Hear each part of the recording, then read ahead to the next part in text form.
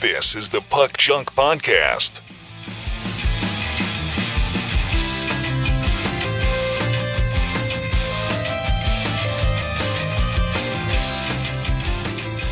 Hello and welcome to the Puck Junk Hockey Podcast. I'm Sal Berry, and with me is Tim Parrish and Clemente Lisi. And today we are going to talk about 6 oddball hockey sets from the 1980s. This was a suggestion from one of our listeners who thought it would be fun if we talked about some of the smaller, off the beaten path type of hockey sets that came out. So, I suggested it to the guys. They loved the idea. But one thing we talked about was, sets don't necessarily have to be cards, and you're going to see that here. And then we also thought it would be fun to focus on a particular decade. So we thought we'd start with the 80s. And then, if we come back to this idea in the future, we'll, maybe hit the 90s, hit the 70s, hit the 80s again, whatever. But, wanted to kind of just keep it focused. So hopefully you enjoyed this episode. So gentlemen, how are we doing today? Clemente, how about you? Put you on the spot first. Yeah, I'm great. I spent the weekend putting up Christmas decorations, so that's always fun. It's always a lot of work, and as the kids get older, they do less of it, and I do more of it. But that's fine. I basically put the tree up and the decorations and the lights and everything else alone, basically, because I had no helpers. But that's okay. I mean, I realize that as kids get older, they don't want to do that stuff, and I'm sure Tim can testify to that. Yeah, tell me about it. I don't think any of the 3 kids helped with anything this year. Did you also put up decorations over the weekend, or did you do that the weekend after Thanksgiving? No, we did stuff earlier. We put up 2 trees all the time. One upstairs, one downstairs. The upstairs tree is the nice fancy tree in the sitting room area where we entertain our guests. We have our fancy cocktail parties. And then the downstairs is like the living room area where we watch sports and yell and scream and dump food on the floor. So that becomes the tree where we hang all of our ornaments that the kids made in art class over the years. And various other things, but that tree sucks. It's got to go in the trash this year. It's losing so many needles. The thing's like 35 years old. Mm-hmm. It's horrible. Yeah, so. you could get a fake tree for really cheap now, and even ones with like built-in lights. Yeah, this was a built-in light tree, but those lights have long burnt out, so we have to hang lights on a light tree. So it looks like there's 70,000 lights that are all burnt out. Which is cool, though, because then when you put regular lights on it that do work, it helps the other lights look like they're lit because of like the little glass, plastic, whatever they are. Yeah, the reflection. Yeah. But I'll add to that to say that I often put the tree up or decorations the week after Thanksgiving, which technically was this weekend because the last 2 years, Thanksgiving has gone right into December, like Monday, December 1st, last week. So you have to commit Thanksgiving weekend to doing it, or you have to wait a week. And since my tree is a fresh tree, I like to have it into January. So I'm like, let me wait a week. Let me get it. And then what always fascinates me or always puzzles me is that people will throw out their tree on the 26th of December. I'm like, wow, they didn't even wait until, I don't know, New Year's. It's like, it's on the street already, in New York. On 26th, it's already on the street. I'm like, if you're Greek Orthodox and you celebrate Christmas like a week after everybody, I would just scoop up trees off the street and just put them up then. But anyway, that's just me looking for a tree deal. Which, by the way, if you're buying Christmas trees this year, the prices are crazy. So, don't buy a tree. Go to Clemente's neighborhood and pick one up off the street. Yeah, if you don't mind putting up a day late. I remember it was a Christmas of 1990. I don't think my grandmother put up a tree that year. And I remember, maybe we had a tree that year. I'm trying to remember. One of the years we didn't have a Christmas tree. And I remember one of my uncles showed up with the tree and he's just like, yeah, they threw this tree out. So I brought it here. And so he's like literally putting up the tree on Christmas Day. And I'm just sitting, I'm like 15, 16 and sitting at the dining room table, probably opening some hockey cards that I got. And I'm just like, wow, this is so lame. Like, you're supposed to get a tree like a couple weeks before Christmas so you can enjoy it and not just put it up like on Christmas. That was like the most ass backwards thing. You know what I mean? Like, I don't know.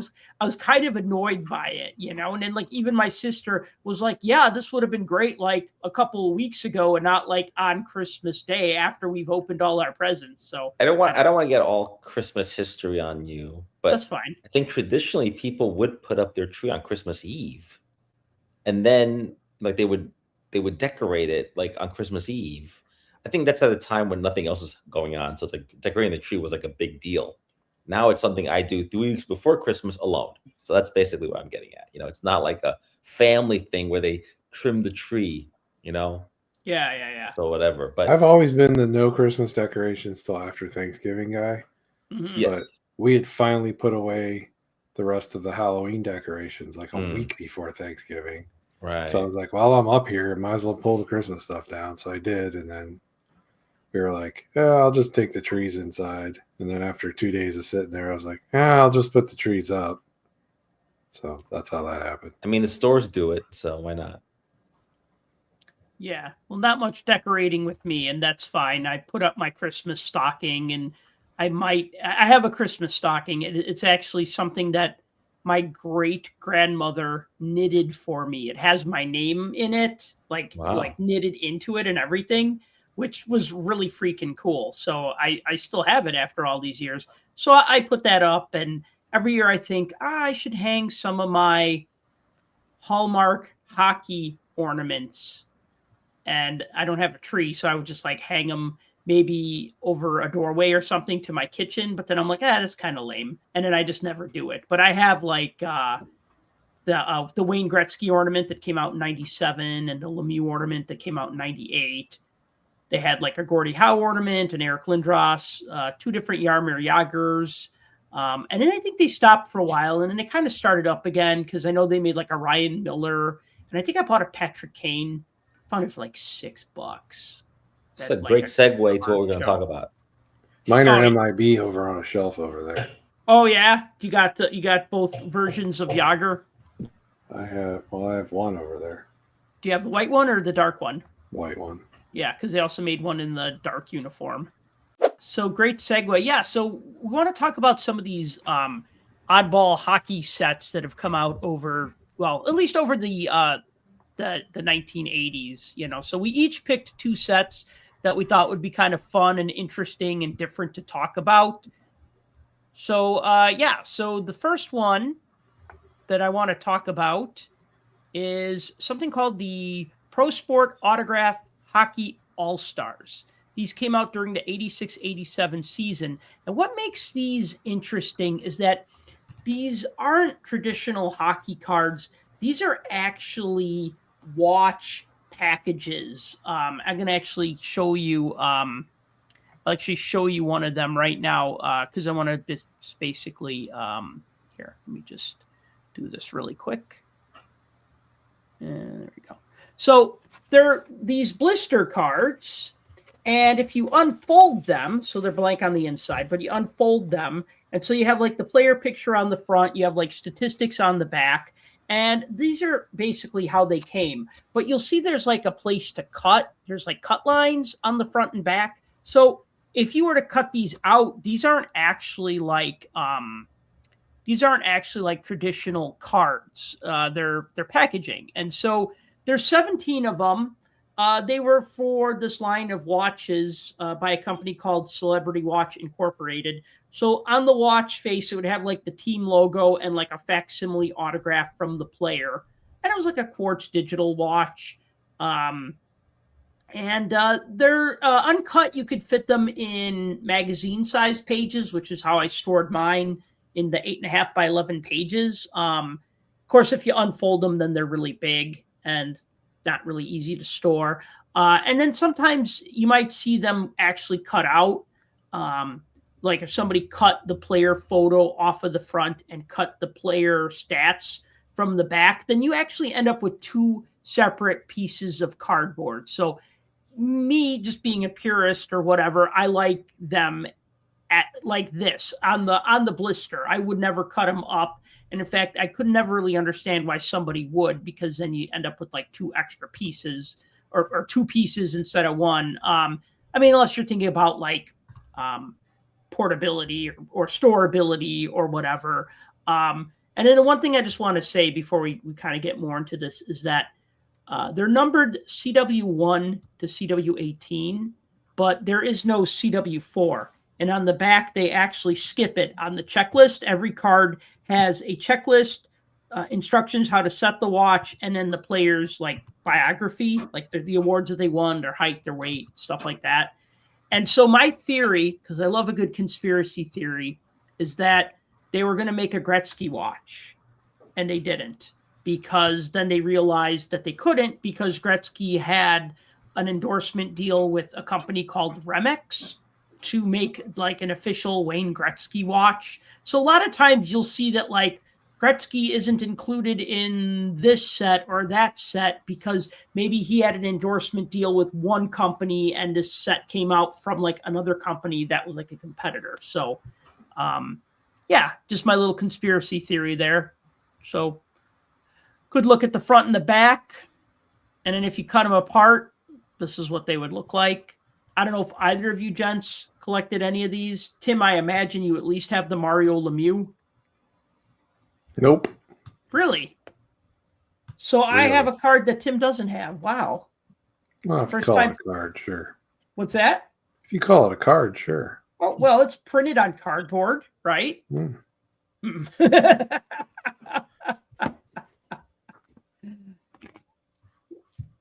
What about you, Clemente? Do you have any of these? No, and I got to be honest, I've never even seen these ever in person. What did the watch look like, though? I mean, do you own any of the watches, or was there like any hockey logo on the watch? Or yeah, so the watch had the player's name. It had like a facsimile autograph on the watch, which is why it's called Pro Sport Autograph Collection. So like the same facsimile autograph that you see by the player skates here, you would also see underneath like the watch face where you and I think these were like shrink wrapped. So they'd have the watch, like this would kind of be sandwiched around the watch and then shrink wrapped. You'll notice that this one is unpunched, like the little hang tab hasn't been punched out on any of mine. So I bought these like this. Like I bought the full set. And so I'm assuming that either these never got hung up or somebody ended up with a bunch of these after the fact. I can see people like you buying it after the fact, but I can't imagine people buying 18 watches just to have the card part. I mean, I put that in quotes because nobody wants 18 watches. I can see someone just buying their favorite player, Lemieux or whatever. Yeah. But I don't see how. I can see how after the fact you go to a show and then buy these. I'm sure you bought them all at the same time. You didn't collect them. I bought them on eBay, I think, around like 2001 or 2002. It was right around there. And I feel like somebody had like a lot of them because I didn't pay a lot for this set. Like I remember hearing about them, but I remember just finding them cheap and just saying, oh, well, I can just buy the whole set and be done. What's interesting though, so they're numbered to 18, but there's only 17 of them because they didn't make number 4. There's only 2 players from U.S. teams. There's Mike Bossy and Mario Lemieux. Everybody else is from a Canadian team. So this set was obviously skewed heavily towards Canadian players or Canadian teams because it was sold in Canada. So it wasn't like they were going to make like a Chicago Blackhawks player. But, they made, Mike Bossy because, I mean, he scored like 50 goals. Like what? He's also Canadian. He's also Canadian, though. Well, he's Canadian, but I mean, like the Islanders were a dynasty. And even though these came out in 86, 87, and the Islanders were a couple of years removed from that dynasty, I mean, he was still like one of the best players in the world, And then, of course, Mario was becoming Super Mario at this, like, right around this point. I mean, this was like 3 seasons in. So, and then the rest of them are just like, like the typical players you'd expect, like Paul Coffey, let's see here. I think Paul Coffey's on here. I hope so, because I said his name. Yeah, Paul Coffey, Boreas Salming, Chris Nyland, Matt Naslund, Wendell Clark, Chris Chelios. I'm skipping around here. Joe Mullen, Larry Robinson. You get the idea. So good range of like mostly Canadian players, but really just kind of an offbeat thing. And I think what made this so cool to me is that this was literally just the packaging for a product, but they like put the little scissors icon and the little dotted lines to like say, hey, cut this out and save it. It's a card. Really, it's a card. Save it, collect it. I've never seen these with watches in them. I've only ever seen them flat packaging. And that's at shows, and that's usually in those big buckets where people throw a bunch of under stuff. Under the table. Yeah. Mhm. Like here's all sorts of card adjacent type things for like $1 or $2 or whatever. Mhm. So I've never seen one with an actual watch in it. Yeah. Because I've never seen what the watches look like either. Right. I'll have to look for these at the expo. I'm sure either with the watch, I'm sure the watches are long dead and they don't work. But I'd still like to see one. Yeah, exactly. I'll have to Google for it, but also maybe at the expo, that could be a place where you can find some of this stuff, I would think. Not the Here, national check so that. much. Here, I just sent you guys a link, and I'll post this in the notes or somehow, so you can basically see. The watch is very It's unremarkable. very cheap looking. Yeah, like I said, it's like your typical 1980s digital watch. Yeah. I mean, it's just got that little slot for like where the time would show up. It's got the It looks got like the player name, the team name, the logo, and it looks like a kid watch. Not even an adult would wear that, probably. yeah. So that's the funny thing is that like I find the cards pretty easily, but I don't find the watches that frequently. So I think the set was probably like a one and done where they probably maybe they didn't sell so well, and then I don't know. You know how it is. Companies go out of business, their assets get sold, and then they end up with somebody else over time. Maybe they had like hundreds of these cardboard things that just ended up getting sold to somebody else. And then they end up at surplus stores, 99-cent stores. They end up like in other places trying to get rid of the product, because you said yours were not even punched, which means they were never hung, like right. on a rack. And this is also a time, I think, when the league was making more licensing deals and trying to get their players on as many products as possible. And this starts happening in the late 80s. So that could be another thing too. And I agree, it's probably a one and done thing, but it was all part of trying to grow the league brand in those years. And it's interesting because I think there'll be a pattern in later sets we're going to talk about where there is no Gretzky, and it's a good thing you mentioned that, because I do think often some of these sets have Gretzky missing, and there's a reason for that. He made other deals. Obviously, he was an island unto himself in that sense, marketing wise, merchandising wise. Yeah, I mean, there were like certain things that he was going to be a part of, like hockey cards, but I think it's kind of like, I don't quite understand what the rule was, but it's like if it was like a league-wide thing, then he'd be included in it. But if it was like a specific, like only 10 players or 20 players, then it was kind of, then he didn't fall under that, if that makes sense. And I'm not 100% sure that that's what the deal was, but that just kind of seems be like the common thread. You know what I mean? Yeah. Like if it was an 8-card set, a lot of the times he wasn't in it. But if it was like an 80-card set, he would be in it, Right. So any other thoughts about this before we move on to the next one? No, other than I'm going to be on the lookout for them now that I know that it exists. I might. Sometimes you don't know. You look for something, but you don't know it exists. You stumble upon it, Mm-hmm.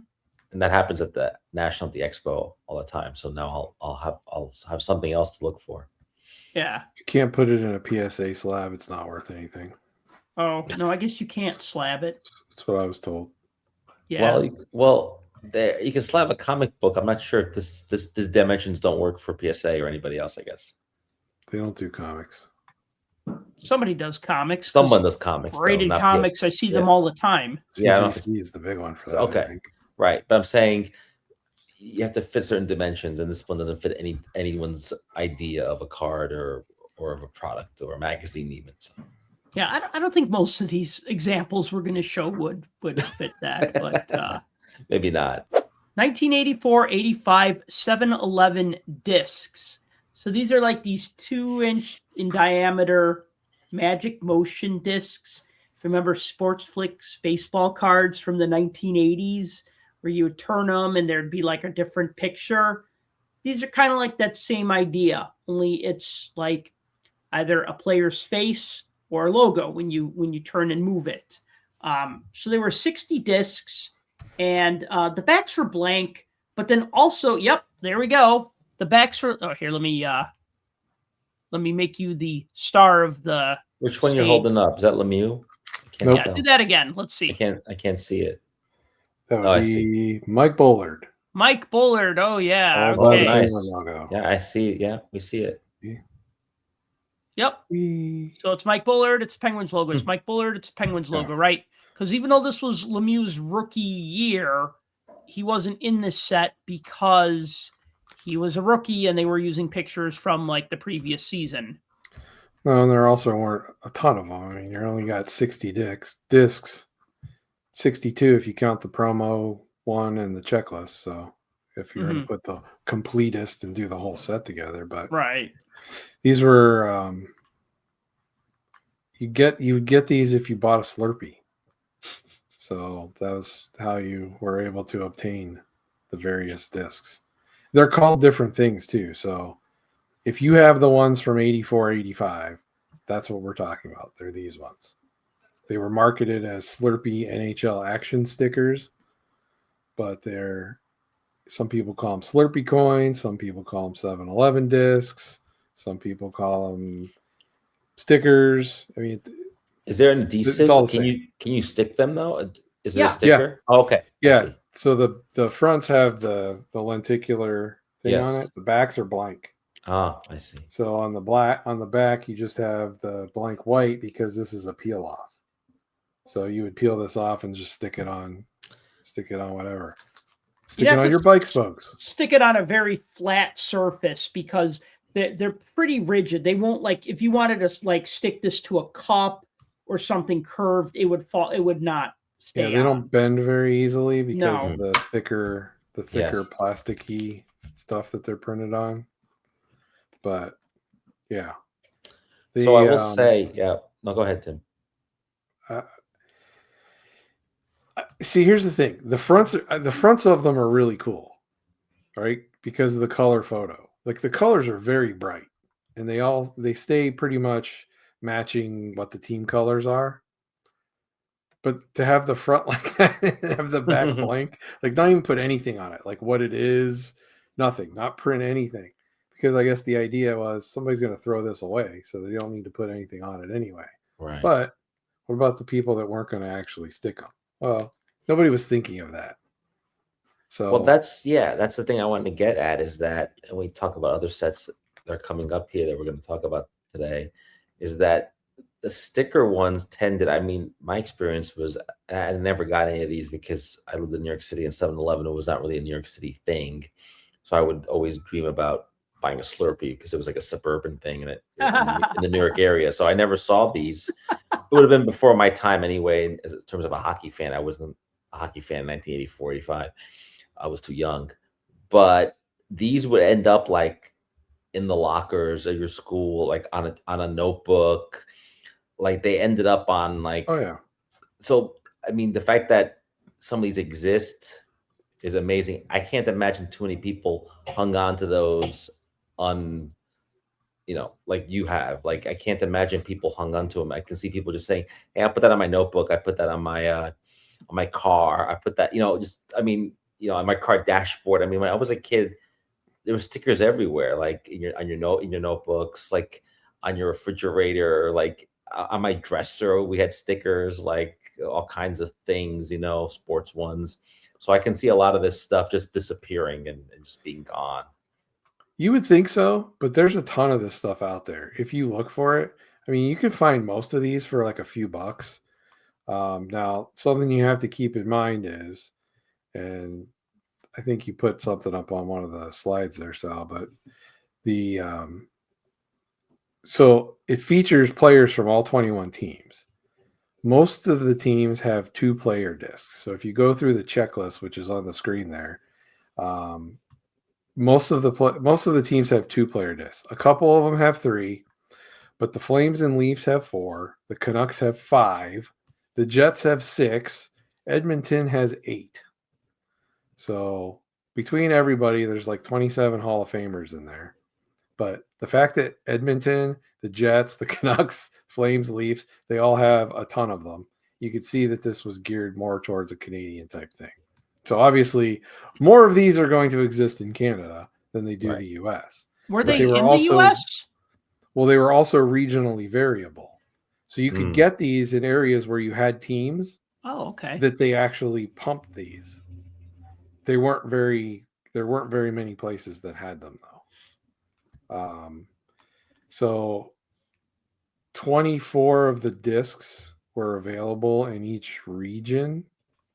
The first 6 were the same in all of the regions. So they had an East, Central, and a West region. So everybody had the same first 6. The other 18 were unique to that location. So you'd have to go to different places to find all these and get them, or find a way to trade with people if they got them also. So, well, interestingly, you can find them, but you're right, it's hard to find them, and there's a lot of people out there that are selling like full sets of these, where they have all of them. That's how I got mine, as a full set on eBay. And you can buy them as a full set. Most of the time, the full sets don't include the promo, which is like a 4.5-inch diameter Gretzky one, where it shows him lifting the cup up in the air. Whether you call that part of the set or not, it's up to you. It's more like a coaster rather than a little sticker. But it's the only one that matters. No. To some people, yeah, because like I said, you can find a lot of these for a few bucks. The regional releases can sometimes be more, but the only one that breaks the bank for most people is either the Gretzky or the Yzerman one. But well, you mentioned full set of 60, if you can find one, might cost a little bit. But think about it. If you're going to track all these down individually, you might as well buy it. If you want them all, you might as well buy a full set if you can find it. No, you're right. Just double check them. That's the thing that I wanted to bring up. You got to double check these, because if you're a stickler about the gem mint condition on these, the fronts were often off center because of the circle shape. And you can easily tell because the border doesn't match up on both sides, top or bottom, side to side. So you'll see that frequently. And especially some of the ones that you usually see for $4 or $5. If you see them for $1, they're probably off center. But well, you said these go for a couple of dollars each. I was curious because you said that if you bought a Slurpee, you would get one of these. And I looked it up, and a Slurpee in 1984 was 49 cents American. And then that's about $1.30 with inflation and whatever. So if I originally thought these were only in Canada, but apparently they weren't. So. Interesting. No, it's interesting, and yeah, no, it's cool. The Gretzky one, you could almost people were lying to me. They were. The Gretzky one you can put almost in a circular holder, if such a thing exists. You can wear it as a medallion around your neck if you really wanted to. But you could. Yeah. Now, they also released MLB versions of these and NFL versions. If you're not a hockey fan, but why would you be listening to the show if you weren't? The big one in all of those is, I think, the Walter Payton one goes for a lot, especially in good shape. Well, some people might remember the baseball ones because that's so ubiquitous everywhere, in terms of baseballs everywhere. So maybe people remember the baseball ones. The baseball ones were released just like these were with the regional areas. I don't know if the football ones were. I'm not sure. I don't think 7-Eleven became part of my repertoire until around 86, 87. And that was because I used to go to a comic book store, and when I lived in my old neighborhood, and then when I moved to a different neighborhood, I would get my comic books from 7-Eleven because it was just closer and it was just easy to go there. And they had comic books, and then they had a good inventory. Comic books? No. Yeah. In fact, they were kind of Okay. like, I was going to say. you know, it was kind of like when you move to a new neighborhood and you're like, oh, I need to find a comic book store. And you're like 11. So what that really means is your parents need to find a comic book store and then take you to a comic book store, right? This isn't like, oh, I'm in a different city now, or I'm in a different neighborhood now. I'll just find a new store, right? So in the interim, it was kind of like, I think we went to 7-Eleven for whatever reason. And I saw that they had a rack of comic books.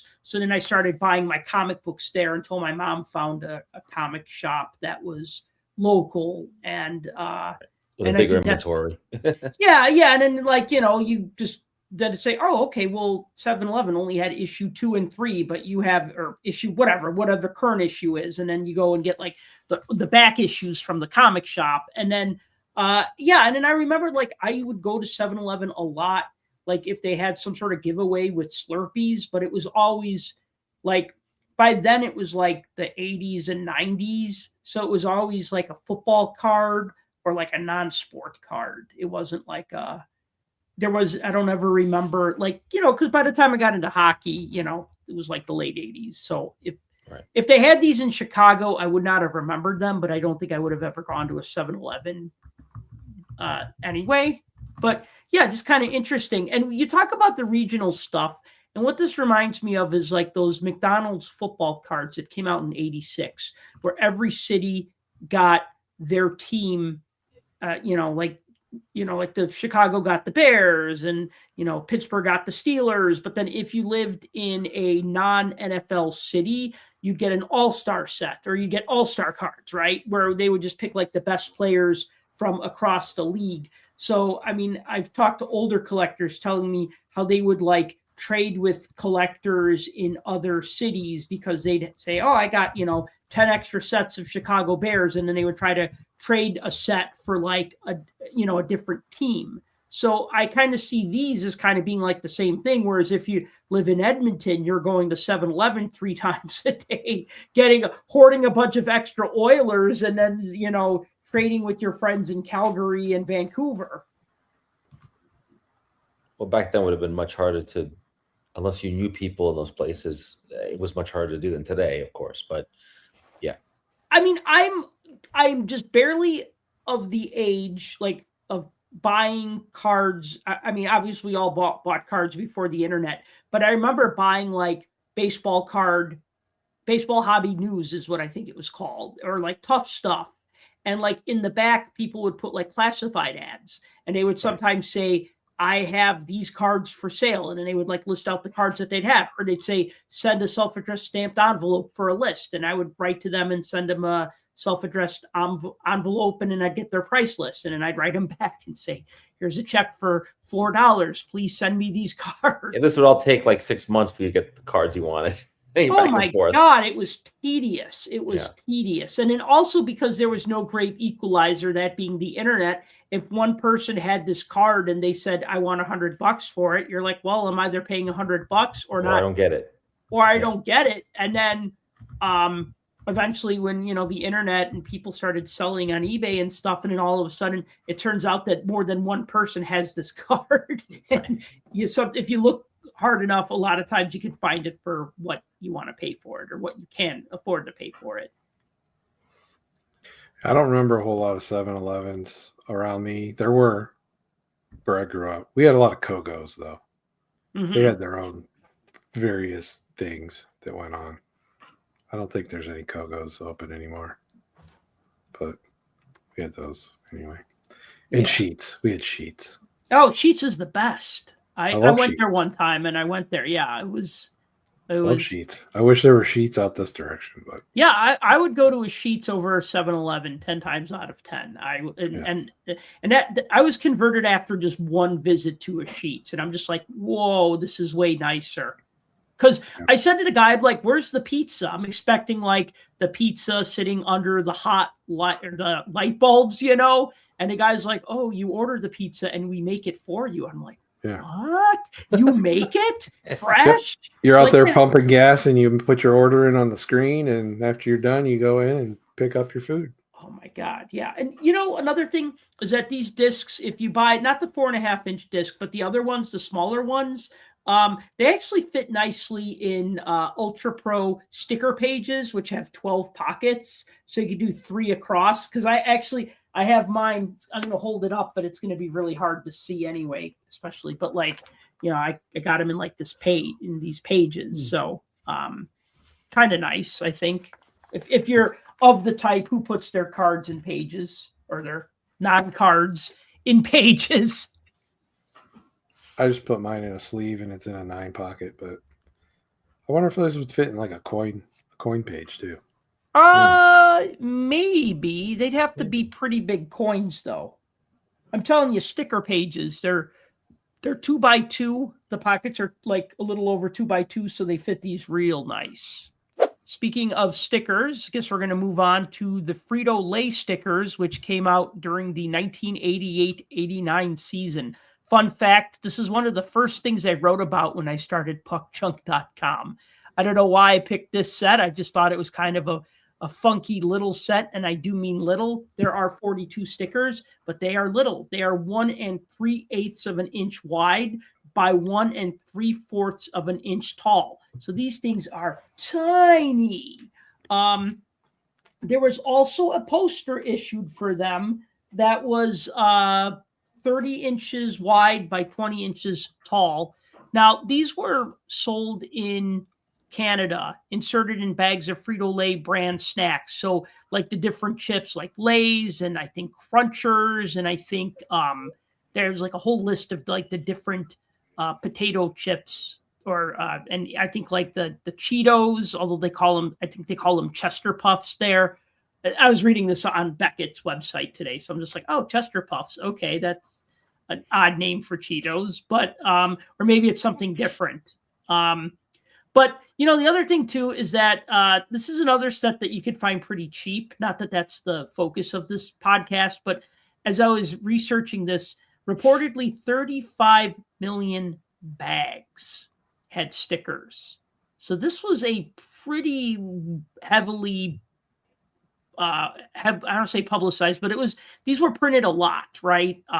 35 million bags had stickers. You'd get 1 sticker per bag of chips. So about 833,333 of each sticker. So there's a lot of these. Than the amount of Young Guns they print. So they're so I was gonna say, so they're rare. No, but yeah, not maybe by 80 standards, but no. And then the poster was available for $2 plus 1 UPC symbol. And what's interesting about the poster, and I'll theorize why this is, although you could probably guess, the Nordiques and the Canadiens logo is not on the poster. Like it just says Montreal Canadiens and Quebec Nordiques and has like the fleur-de-lis.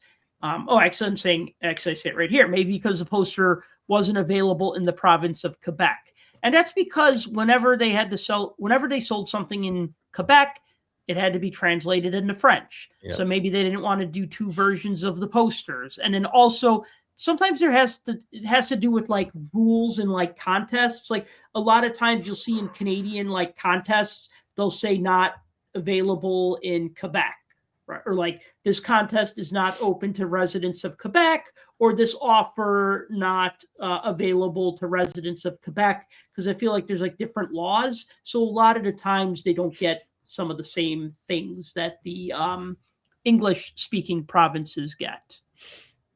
So the stickers they're small. On the back, they just have logos and says officially licensed product and, a couple of different stickers. There were 2 per team, so that's why you get 42, 21 times 2 players per team. Some of them seem to use like team. Actually, a lot. I'm wondering if these all use team provided photos. I'm not sure because I know that Joe Nieuwendyk. That's from Flames media guide. That looks like a media guide photo. Just a headshot. Because the same headshot is used on his 88-89 Panini hockey sticker. And all the 88-89 Panini hockey stickers use like official team photography. Right. And I know this because I have a lot of guide and record books from that year. And I've basically matched the photos to the stickers and said, okay, yeah, they didn't really they didn't I have really to try. say the other ones on the screen don't look like publicity shots. They look like a little bit better. Yeah, well, I'm looking on my set here. I have one of Troy Murray, and it's a headshot, and I can tell that that's the same one that was used in the media guide. And then there's a photo of Dennis Savard, and I can also tell that that's the one used in the media guide because I have that media guide. So, yeah, and and then I'm also looking at like the Canadians have like the headshots, but yeah, you're right. These might have been from all different sources. Yeah, it could be AP, Getty, it could be teams, it could be a mix. Yeah. But either way, it's kind of a nice variety because you have action shots, you have action shots, you have like pose portraits, you have like close up on ice shots. They're really small. I know on the screen they're going to look bigger than what they actually are. I mean, they're under 2 inches in either direction. And despite that, they actually kind of have kind of a design because like around the photo is kind of like a fuzzy edge, almost like a decal edge, like not quite a sharp edge. That might just be poor printing, but it's not like a nice sharp line around the photo. And then there's the player's name and the player's number. I mean, how much are you going to fit on, on a, I'll show you, like on a card that's like, a sticker here. I'm holding one up, right? So you see how tiny this thing is, right? It's smaller than my nose. So I got a big nose, but this sticker is small. So yeah, pretty okay set, I think. I mean, I like it. I don't know if I'm obsessed with it, but I liked it enough to write about it back in the day. So surprised you took that out of the wrapper. Well, the set that I bought wasn't in wrappers, and you still find these at shows. They came one wrapped, like one per like little like baggie or whatever. Yeah, clear baggie. Yeah, clear baggie. So I guess you wouldn't get the Chester puffs all over them. Usually they'd be orange. They'd be orange. I have the Lemieux and I think it's Paul Coffey is the other one. Mm-hmm. Yeah. Yes. But they're wrapped. Okay.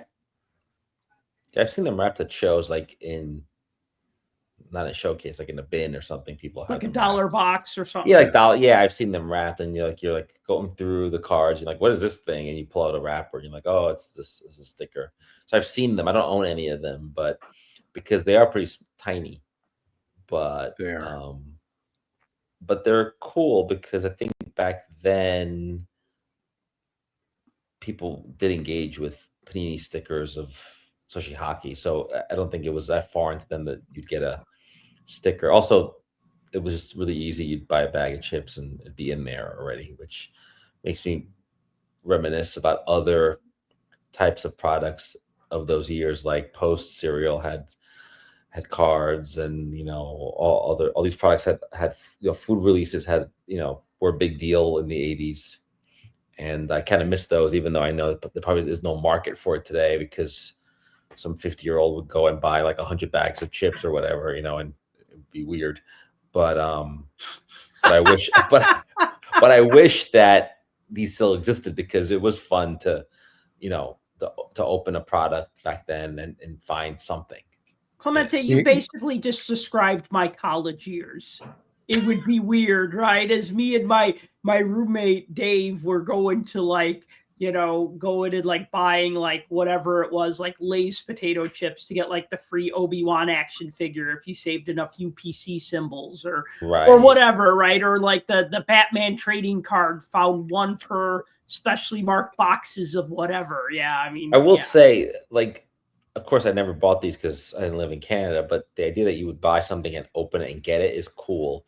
The UPC symbol, that was always kind of a pain because you had to not just amass them, they had to mail them in, and then you had to wait 3 weeks, 6 weeks. We always say 6 to 8 weeks, which when you're like 10 might as well say 30 years. It's like an eternity. And you're right. We were so beholden. I remember at that age, even a little older, so beholden to the mail. Like, oh, the mailman's coming. Like, I mean, now all I get is bills. All the fun stuff is you buy it on eBay or you're buying it in the mail or whatever, and you're going to get it. It's not, it's coming, as opposed to I sent these UPC symbols with the check that my mommy wrote for me, and now I have no idea like when I'll see this product, if I ever see it. And I know we talked about this on previous podcasts, but I'm That's sure the difference between the rarity and the instant gratification, right? Yeah, exactly. You see the estimate of how many of these were. Yeah, now, they're not knowing rare. that it's a food product, you got to figure, I don't know. I'll just say half of those probably got thrown in the trash. But still, Maybe. if there's 400,000 of each one, they're not rare by any means. It's a lot. Yeah. It's a lot. Well, I'm saying if half got thrown away, okay. still They expired. They get, yeah, exactly. But that's the thing, you have instant access to it. Whereas if you have to do work and you have to mail in for something, it becomes less people are going to actually take advantage of it. I mean, perfect example of that, the 91-92 Parkhurst, the update set that you had to send in for. Oh yeah. Even though it's still junk wax, and even though there's still a ton of it, you find way less of those out there in the wild as you do of Series 1 and Series 2. Way less. Yeah, that's a tough one to find for sure. And in fact, I didn't even know about it. I think it was advertised. We're off topic now, but the 91-92 Parkhurst final update set, I think that was advertised on wrappers of 92-93 Parkhurst Series 1, if I remember correctly. It may have been. I could be wrong on this, but the thing is that like if it was a hockey card type of set, I would have tried to mail away for it. And I do remember actually placing an order with Pro Set, and they sent back my check, and they just said, we're not doing this anymore. Like I ordered from their catalog, like some of the binders and like a t-shirt and like other things. But but as far as like these stickers go, like another theory, they printed 35 million of them. Did they really sell 35 million bags of chips during the 88-89 season in Canada? Maybe.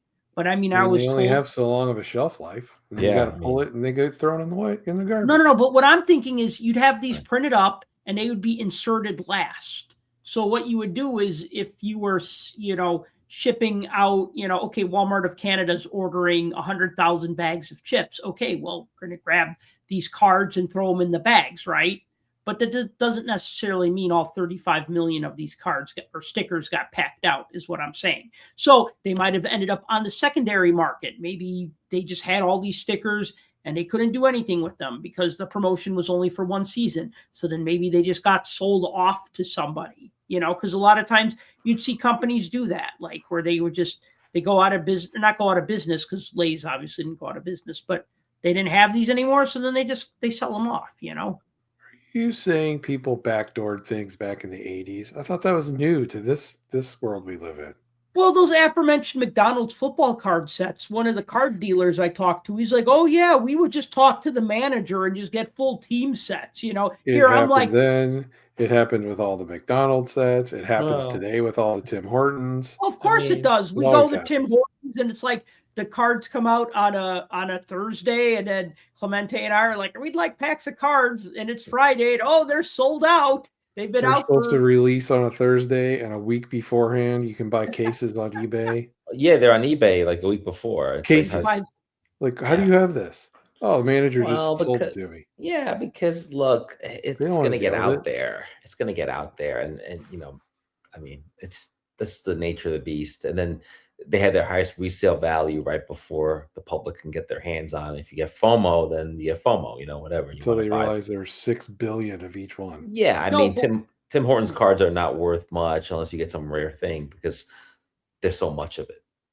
But what I'm saying though is that like with these, if a company has a promotion to give away a hockey sticker and a bag of potato chips, and they end up having a lot of these stickers left over because they all don't get packed out into the product over, the course of 9 months or a full calendar year or whatever, then they end up with basically this overstock of this promotional item that they can't use. So that's what I'm saying is how these things find their ways on the secondary market. Like, because I feel like a couple of these sets, like the 7-Eleven set, the disc set, I know I bought that from a dealer, but I feel like that Pro Sports set, I feel like I got that from somebody who got like a ton of them. And I got another example of that, but I'll save it for later because I don't want to spoil what's coming up.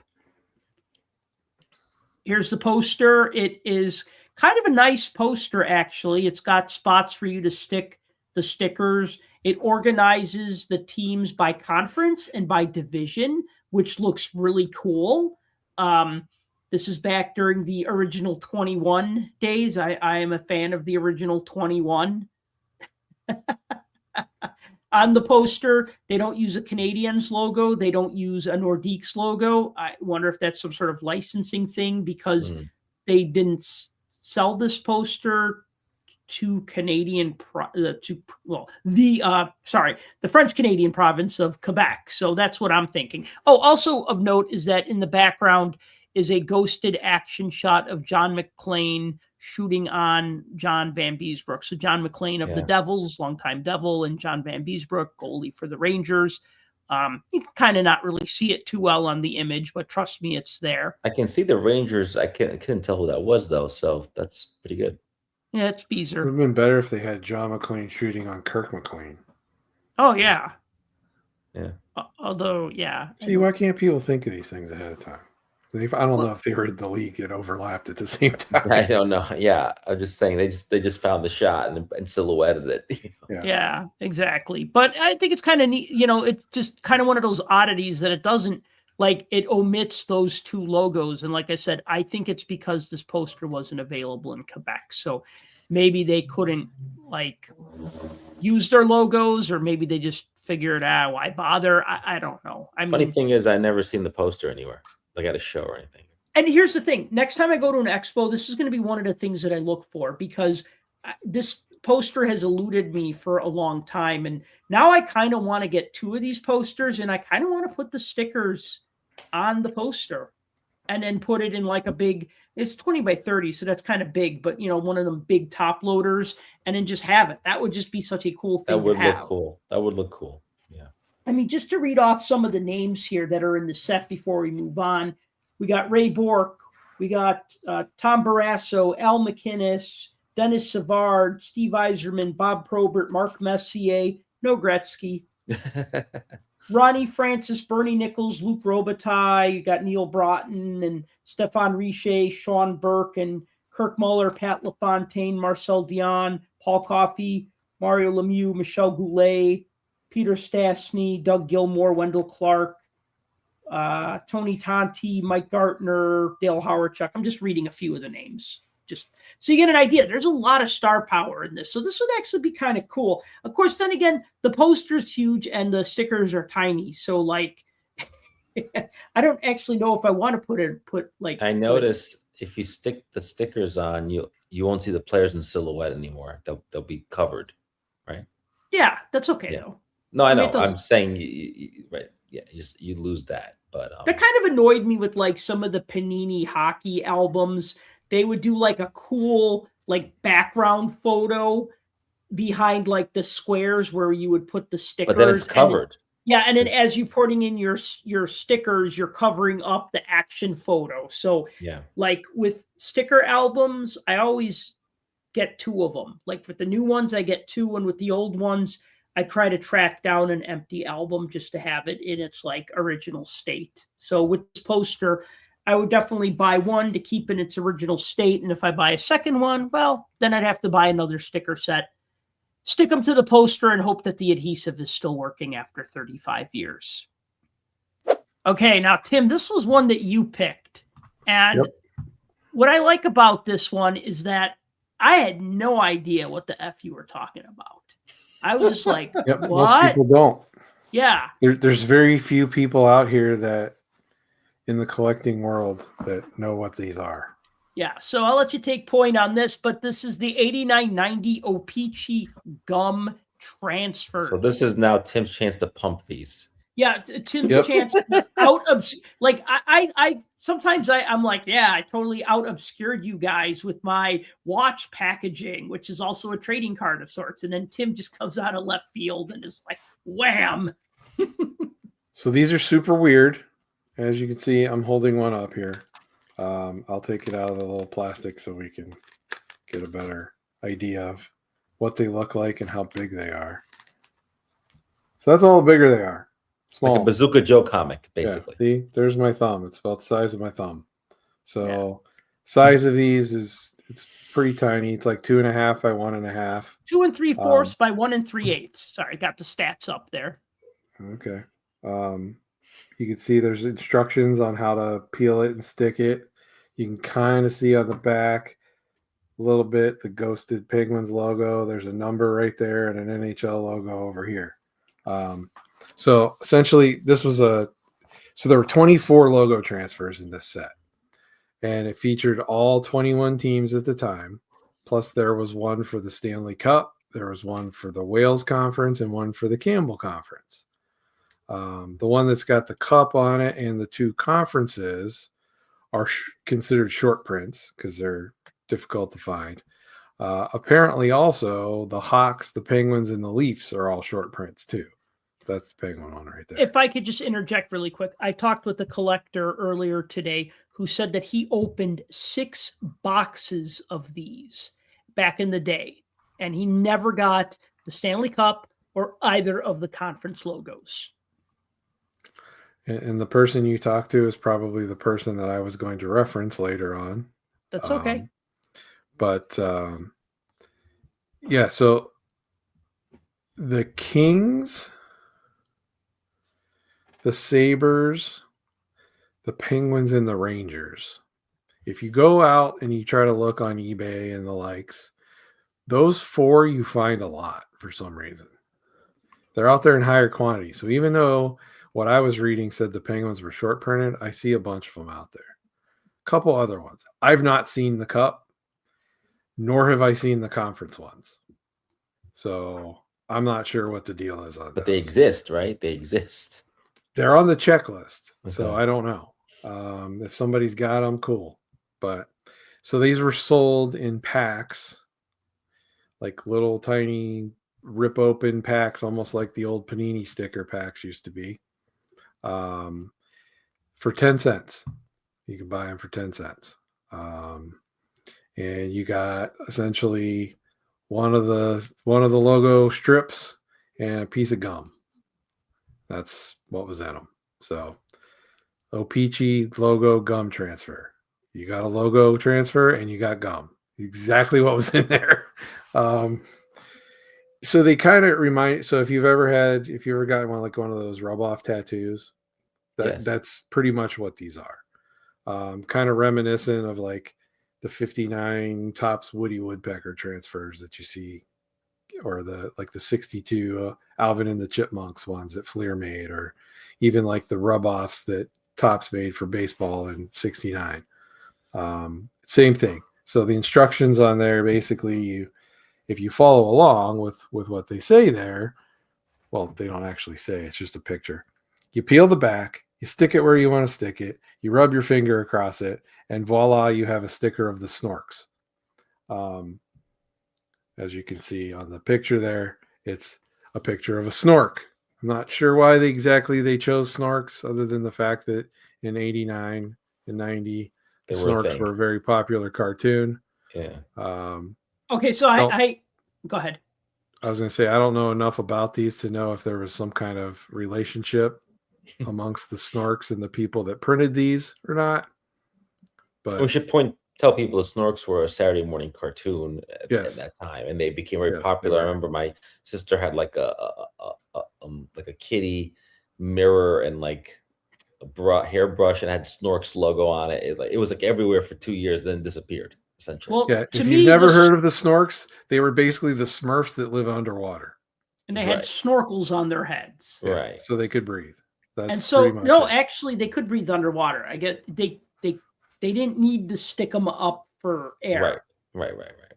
I'm glad you brought up the Snorks, because when I got one of these, the first thing I noticed was like on the little example 3-panel comic that they show, I'm like, a Snork. I'm like, that is so freaking random. And also I'm thinking, okay, these came out in 89, 90. And I'm like, the Snorks were old news by then. Right. Like, but then I you know what? I'm ashamed to admit it, but I'll admit it. Actually went on Wikipedia to research Snorks, Snorks was on the air in the US for 4 years, from 85 to 89. It was a Saturday morning cartoon. Then it went on in syndication, but then it was also on in Europe. So even though like it might have been old news by 89 in the US, in Spain, which where these were printed, the Snorks might have been kind of more of a big deal, like actually, Well, it made me think, the one thing I thought was, okay, they have this printed up. So they must have made Snorks transfers. yeah. Yes. And then they just used that backer for all of the products that they made. That's a good. So whichever company did those for OPC, or if OPC did them, all of them, which they may have. Right. But I couldn't find anything about it. So I have a couple of thoughts. One is I think this is the most obscure of all the sets we're talking about on this show. So kudos to Tim. Like Sal, I had never heard of these. These are interesting because I feel like you can't quite enjoy them unless you were to peel them. But then once you peel them, you've sort of damaged them, or it doesn't work anymore. Like they would be sticky. Yeah, once you rub them off, they're done. Yeah, exactly. And then the second thing that's interesting is that not only were they printed in Spain, but they were sold there. And I just can't imagine the Spanish market for hockey, anything. So just interesting that they would be sold there and in Canada. But I just don't know. I mean, I can see why they printed there, but I don't see why they would be sold there. And I can tell from the writing, some of this stuff is written in Spanish on the back. Yeah. So look at the photo. Like, Sal, if you pull up that other picture you have that has the wrapper on close up one. Yeah. So like if you look on the wrappers are written in English and French. Yeah, makes sense. They show that the pack contains the team logo transfer and the stick of gum. Right. Original flavor, it says, with a U.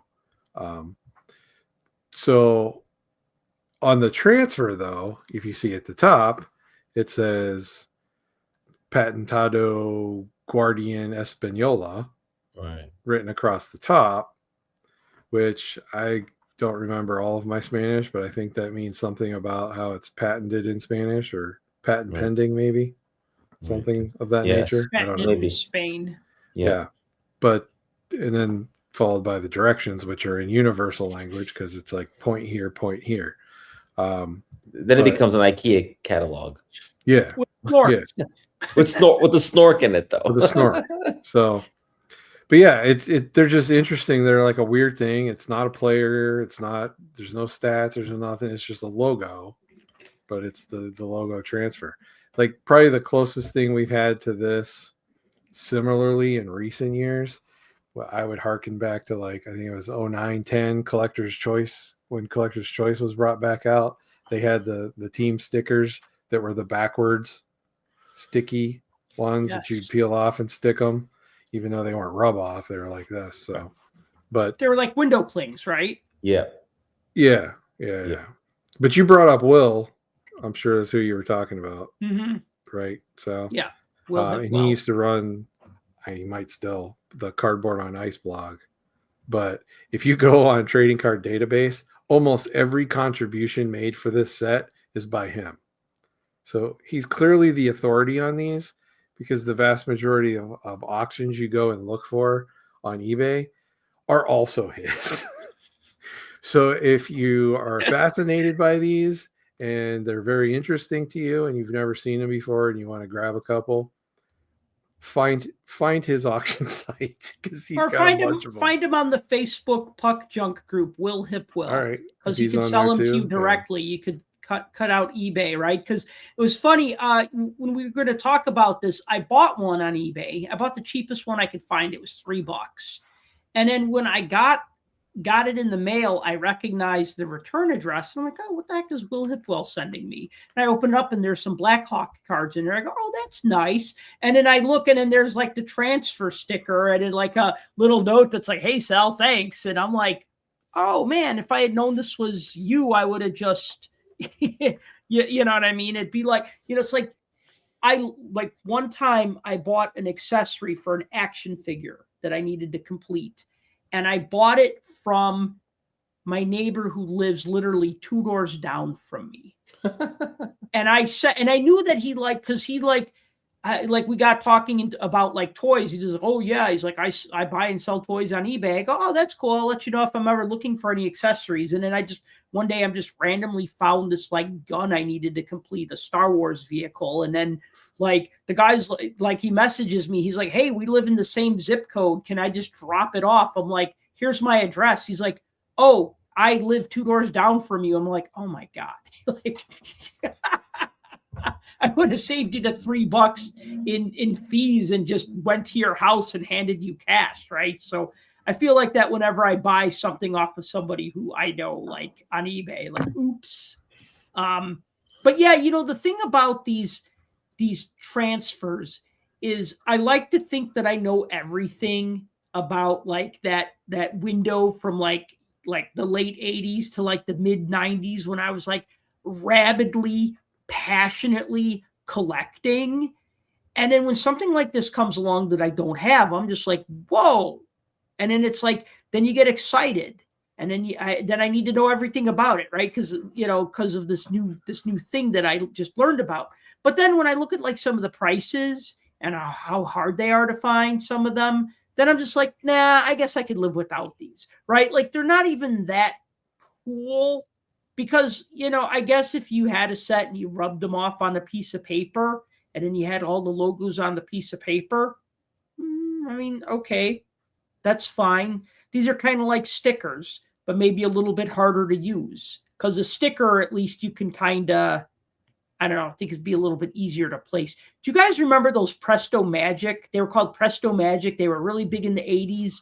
You'd get like a scene and you get all these rub-on transfers. Like the ones that I remember were Star Wars. And I remember like, especially like Return of the Jedi. And I remember those just like were around for like 5 years after the movie came out. You'd find them like $3 for $1 at like the drugstore. And like, I'd buy them and then you could just like, put a bunch of stormtroopers in like the scene and the good guys and stuff.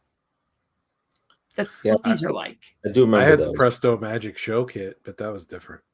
Oh, okay. Came with a top hat and a little table and stuff. Put on a magic show, but really? Different. That's a whole different thing. These are just, they're kind of dumb. They're kind of lame.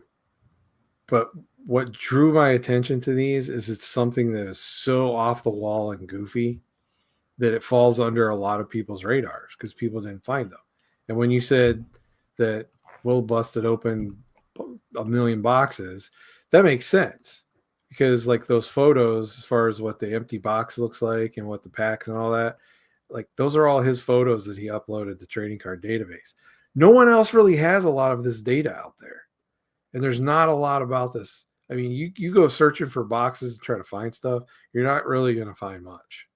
So clearly these were put out there, shoved at the bottom of a shelf and forgotten about sometime. So yeah, maybe he has the market cornered and he's just slow rolling these out there as he goes. So I don't know, but I think, another thing that's kind of interesting is that he told me that the wrappers were very much like those Panini wrappers, that were like the 2 parts that were kind of like lightly glued together. So remember a couple of things here. So Panini is bigger in Europe than it is in the US.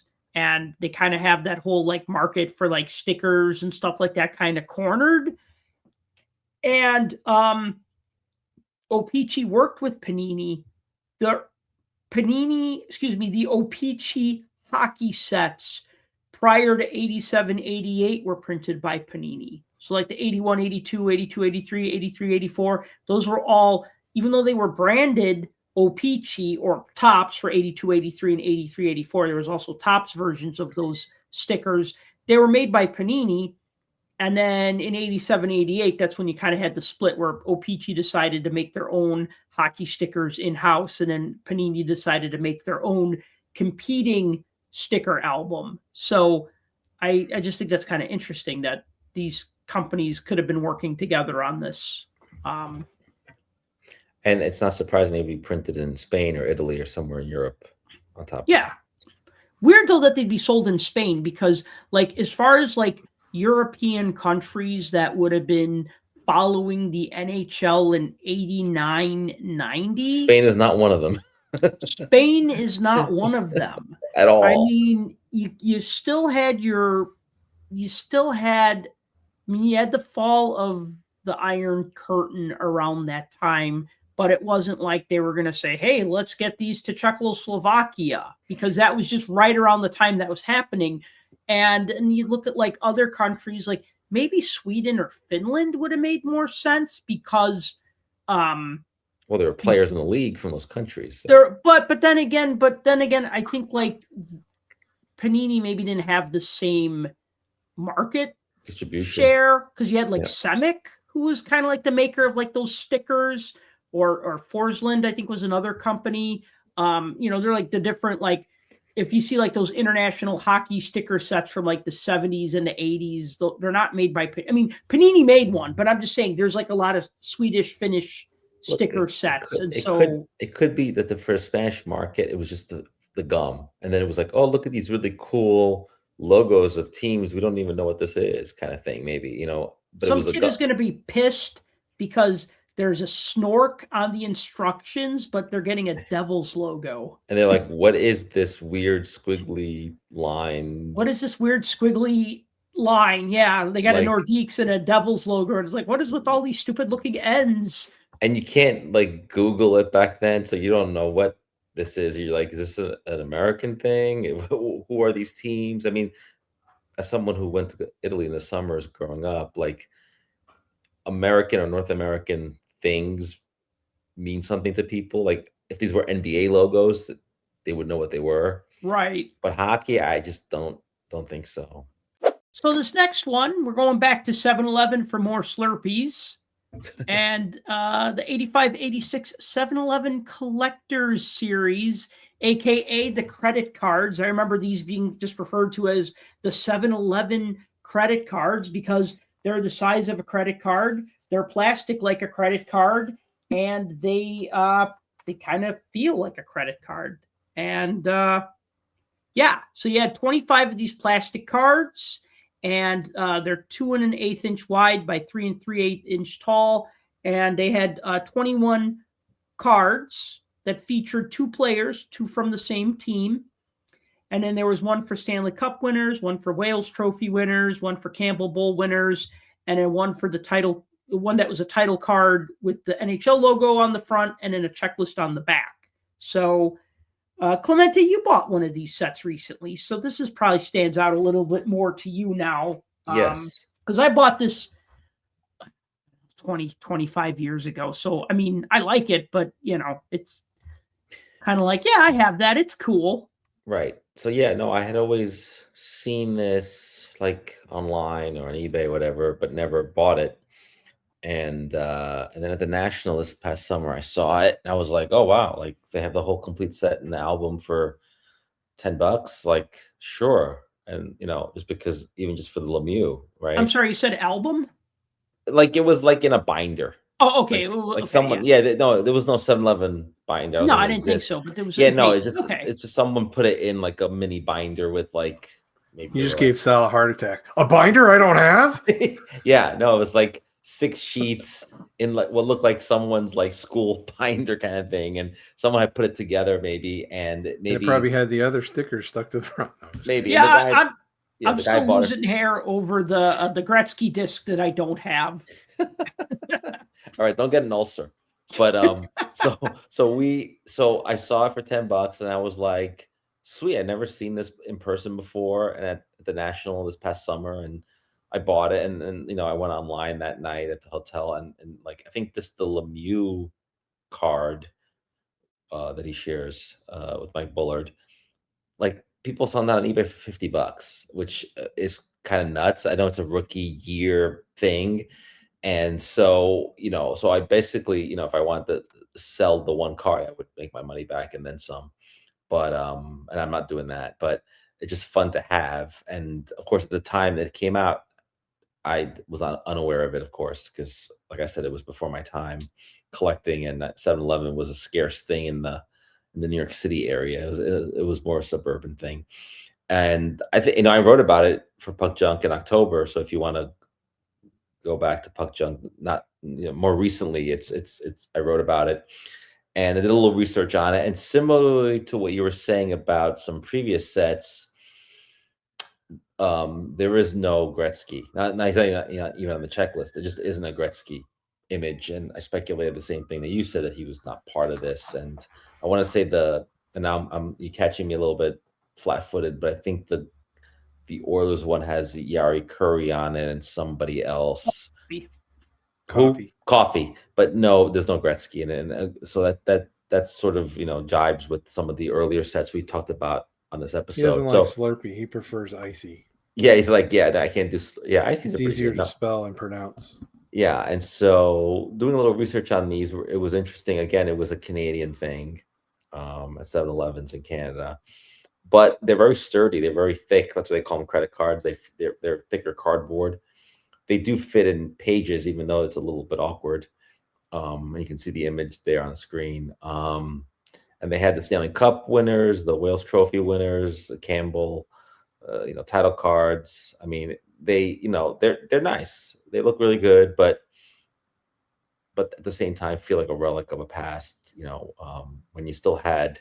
It's interesting. It kind of bridges, this era in the NHL bridges the older, what we call guys that we see on vintage cards like Marcel Dion, and then you have people that would end up being in the junk wax, or more modern players on there, including Lemieux and those guys who we remember as kids because they came in the league a little later.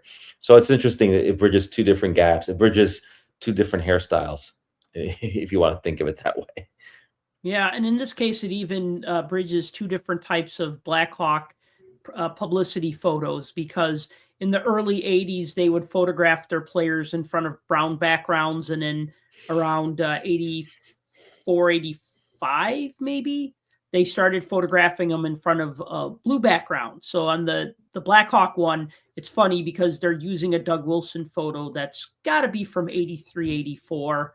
And then the Savard photo's got to be from 84, 85. And I could be wrong on that, but that's why there's a mistake. I should also point out one last thing, which is they're all just headshots, like publicity team photo shots, but the backs actually have a healthy amount of information about the teams. So that's the cool part. Yeah, I should have scanned this one in particular, because I'm going to show this on screen here, but the one of Tom Barrasso and who is this, Gilles Perreault, is just kind of funny because is it see-through? No, my green screen. That's your green screen. I'm like, my wow. green screen is being a troll, but I'm like, it's a die cut. Yeah, but no. The Barrasso back then. Here, you could see with the Barrasso, he's got like a net. He's like lying on the ice with like the net behind him. That was his Playgirl photo shoot. Yeah, I'm feeling like it. Yeah, like he's like lying on the ice, and you could tell by the way his shoulders are just kind of like right. They're on an angle. Yeah, they're on an angle. So clearly he's lying down, and he's like, "Hey, girl, I hear you like goalies who win Rookie of the Year trophies, girl. I hear you like goalies who lead the league in shutouts or whatever, right?" There's so many jokes I can make right now, but I'm going to hold back. Oh, you could tell one or two. The Playgirl one was spot on though, right? Like, it's just like, so like most of these are just like headshot. You know what I mean? Like, from like the team media guide, because they all have kind of like that same background, and like they're the player mug shots, Right. I mean, you could probably attest that the ones of who do we got here? Barry Beck and oh my God, Reijo Ruotsalainen for the Rangers. That's a deep cut. No, I know. It's interesting who they chose for some teams. It's really, really strange. And, nobody knows. I don't know the backstory as to, why certain player. It wasn't clearly all the star players on that team. Some cases it was. In some cases it was sort of more random. Well, Mike Bossy, Brian Trottier, can't argue with that. That makes sense. No, that makes Mario sense. Lemieux, Mike Bullard, that makes sense. Rick Totally. Vive, Boreas Selming, yeah, that makes sense. Yeah, even the Curry and coffee that makes sense if you can't put Gretzky on there. Tim Kerr, Mark Howe. Yeah, I mean, most of these make a lot of sense. I think Railroad Solanin was actually pretty good for the Rangers. I hear that name and I'm just like, oh my god! Like, no, it's a bygone era. It's all. I'm like, didn't the Rangers have like a slightly better player back then? Or I don't know. What year was it? It was 85, 86. So they would have had Beezer. And they would have had Pierre LaRouche. They wouldn't. They would have been a rookie. They would have had Pierre LaRouche, I think. But they had Ron Greshner. Yeah. That would have been my other choice. If you're going to do two Rangers, you do Barry Beck and Ron Greshner. Yeah. So anyway, I think what really makes this set for me is the Lemieux. Do we call it a rookie card? Do we not call it a rookie card? I don't know. I mean, it's a rookie year release. I mean, then whatever you want to call it. I mean, this is not a product that was in packs. So if you go by that definition, right, the Beckett definition, packs, then not widely distributed, right? Then it's nothing. It's not. It's not even a real trading card. It's kind of a variation of a card. It's a little thinner. None of these are really trading cards, and that's what makes this episode so much fun. But yeah, it's card enough, like of all of them, this is exactly. This is definitely the most. Yeah, checks most of the boxes. Card adjacent. I like that phrase. Yeah, I mean plastic and rounded corners, but yes, a card. Well, that's the great thing about it. The corners are already rounded; you can't mess them up. Yeah. And Fun fact, this is one of the only graded cards I own. Really? Which one? Which is the Lemieux one, right? The Lemieux Bullard. The Lemieux Bullard dual hair helmet card.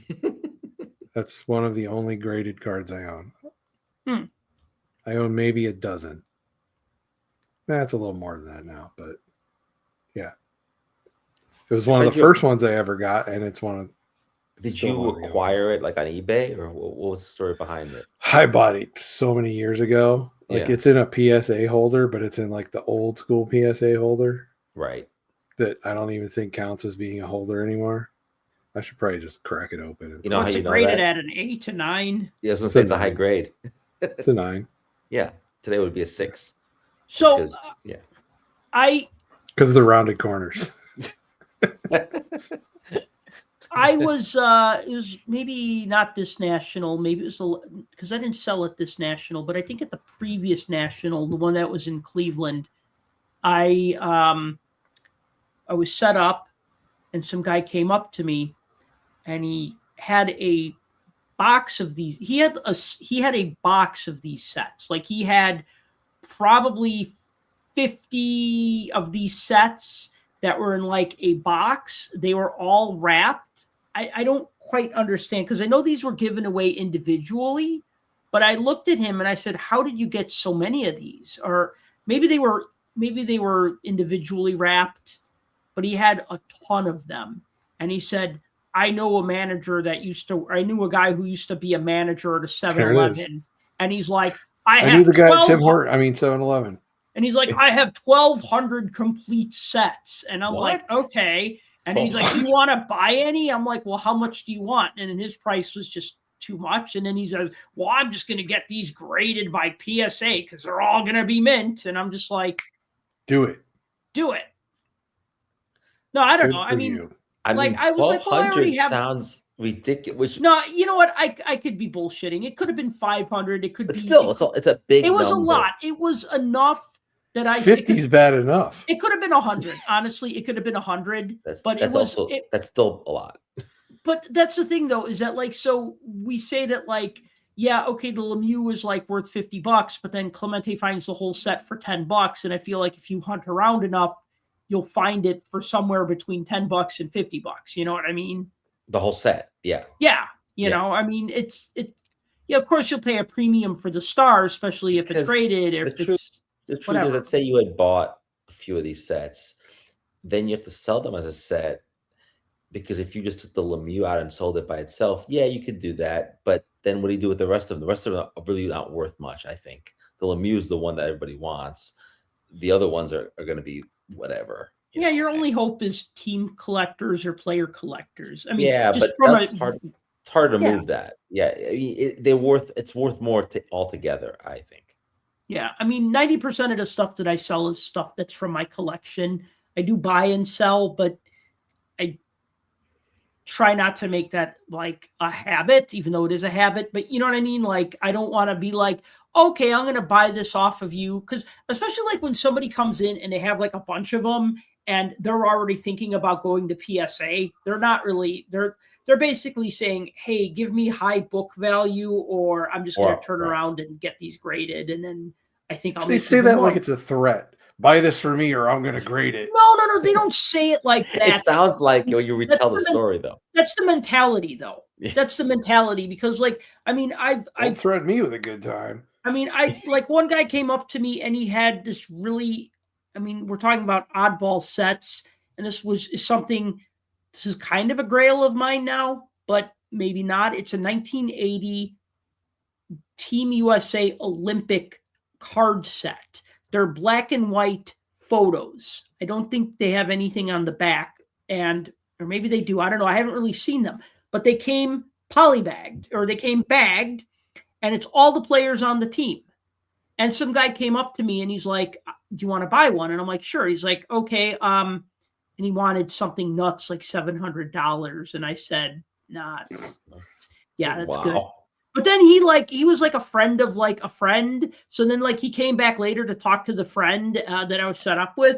And then he was like showing me, and he's like, oh, I got it graded. And then he had the whole set. I think he had it slabbed, if I remember correctly. Or he said he was going to slab it. But it's just like, okay, dude, if you're going to slab it, what are you talking to me for? Right. You know what I mean? It's almost like when people do that, they kind of like, they'll think, well, if some sucker pays me high book value, then I'll save myself the trouble of getting it graded. Otherwise, I'll get it graded and then find another sucker with deeper pockets. But you know what's interesting about that? Yeah, it's almost like, when you're a kid and your mom says, if you keep doing this, I'm gonna tell your father until he gets home. It's like I'm gonna call PSA. So it's like, okay, fine, call PSA. Don't make me grade this. Right. But because it won't fit in a page if it does. But I will say this, that some of the stuff like this set and like most of the stuff we're talking about today, if you were to grade it would just look silly. I'm like, so now you're grading things that I never thought you'd grade anyway. Like this whole set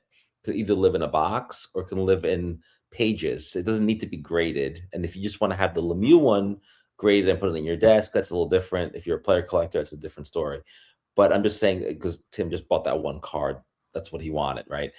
But yeah, if someone paid $10 for it, right? Exactly. And so if someone just shows up with this whole set, it's like, and then you're like, top dollar, or I'll get it graded, and then I'll flip it on eBay. It's like, okay, well then go do that, because it doesn't create urgency. $700. Now it's worth $970,000.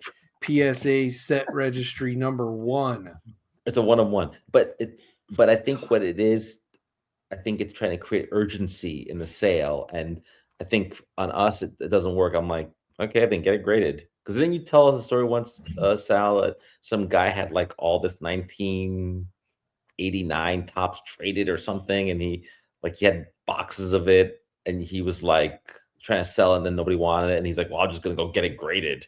What it was he had an entire case of 89 tops traded baseball sets. Right. So all the Griffies in there or something. And I saw him, he was sitting out in the lobby. This is before the National one day, or after the National or whatever. With his cart or his wheelbarrow. Yeah. And I just said, wow, he must really like 89 traded baseball, because I'd never seen a case. I've seen the set in the box. I've never seen a case with 20 sets or 40 sets or however many sets come in a case. And he goes, well, these haven't been searched. I'm hoping to pull a PSA 10, or, get a Griffey that could get graded as a PSA 10. And I'm thinking, okay, this guy's basically buying junk wax with the hope that he could then invest more money to get the card graded, with the hope that it's going to get a perfect grade. And then with the hope that he finds somebody who is going to spend $500 on a card that you could basically get for $1 or $5 on most days. And this was pre-COVID. So back then, I was just like, wow, this is Right. you know, He kind was of silly. he was a trailblazer because during COVID that became the norm. But anyway, Right. Like, let's get it graded, and then now it's going to be worth like a lot more the money. OPC Premier Yager that Yes. it became like the most expensive card in history, slabbed as a 10, and people were going out looking for that product just to get those cards graded. Yeah. Same thing. Anyway. Yeah. So, Tim, you said you got the Lemieux, and Clemente, you have the set, and I have the do. set. So, yeah, I think this is the first one where we all have, well, at least one. This is the least obscure of the obscure ones, I think. So this next one, I think, is also kind of, well, I think it's very oddball. It's also a set that I like a lot for some reason. It was made in 83, 84 by a company called Souhaits Renaissance. So I guess they're a French-Canadian company. The Souhaits Renaissance Key Tags set. So it's just what it sounds like. It is little plastic key tags like you would use to like label your keys. And they would come with like a little key clip, not like a round ring, but like an oblong clip.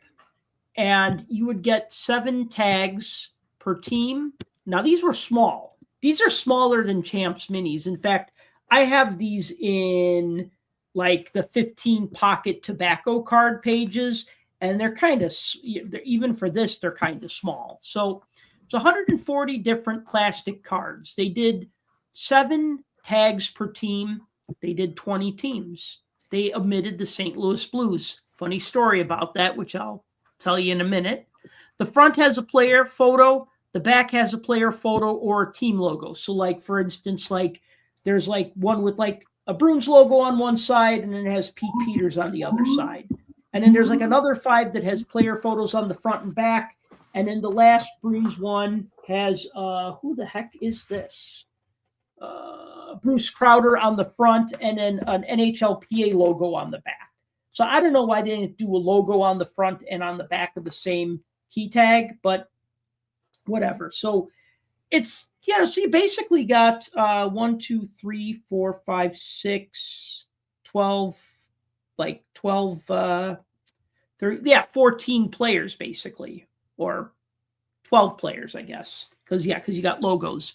Holes were punched in the tags, although you can find these a lot of times without the holes punched out. Like there's like a little round circle where the key ring would go through. And here's like a close up of some of the other ones. Like here's like a Quebec Nordiques logo. I pulled one of Jacques Cloutier because I think this is interesting because he had a key tag a good 7 years before he had a rookie card, because he didn't get a rookie card until 90-91, but he was in this set in 83, 84.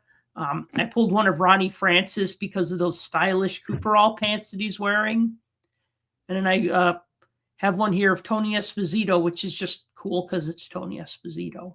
So I don't know. Did you guys? And you know what? Let me just explain. I said I was going to explain why there was no St. Louis Blues in this set. And that's because the Blues looked like they were going to either fold or relocate in 83, 84. They didn't send anybody to the draft as a protest because, the ownership wanted to sell the team to a group in Saskatchewan, and the NHL vetoed that idea. So then the ownership group of the Blues, they got angry. They fired a bunch of people. They boycotted the draft. So the Blues didn't actually draft anybody in 83. So it looked like the team was going to crash and burn. So they probably just figured, let's not make any Blues players. Maybe these guys are going to go the way of the Cleveland Barons. So anyway, I don't know. Did you guys ever get any of these? No, but I've seen them. Yeah, no, I've seen them at the expo, but I've never bought any or own any. Yeah, I have some of the Penguins. I have the Rick Kehoe and Paul Gardner one. I've got the Peter Lee and the Penguins logo on the other side. And I think I have the Dave Hannon. Who's on the other side? Michelle Dion, I think. Let me look at my Penguins. I think I have those. These are strange, I will say. Couple things. The Cooperalls are outstanding, by the way. Any picture you get with the Cooperalls, with like the Flyers or the Whalers wearing them, they're great. That Cloutier looks like a totally fake picture. That almost looks like a stage picture off of somebody's rod hockey game. Of like the goalie with a lot more detail. Did you say Andre Saint Laurent and the Penguin? I did not, but funny, he's like the last one in the set with the logo on the back. Yeah. I think it's the only collectible item that features him on it in a Penguins uniform. Yeah, that's the thing. Like, I got it right here. Like, this is just such a weird. Yeah, it's got the PA logo on the other side. Yeah, but yeah, he's like. I looked at this name and I go, I don't recognize this guy. Like, I don't have any. Yeah. I can't think of any hockey cards that he's on. You know, I've got. I don't think I have anything in my Penguins collection that's got him on it, except maybe a media guide.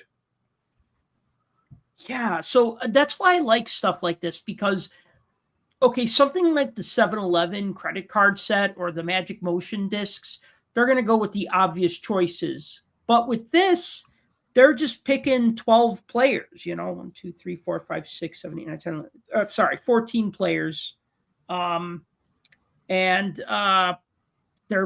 going to pick probably whoever was a big enough deal the previous season. Whereas like a lot of times I feel like with OPC, they might say, this guy he played 80 games last year, but then they'd also say, but we don't have any photos in the archive. So let's just do another card of this player. You know what I mean? Did you ever notice that? Like when they kind of did like I felt like Topps and OPC, not to change the subject to mainstream cards, but I felt a lot of times they kind of just went with who was easy.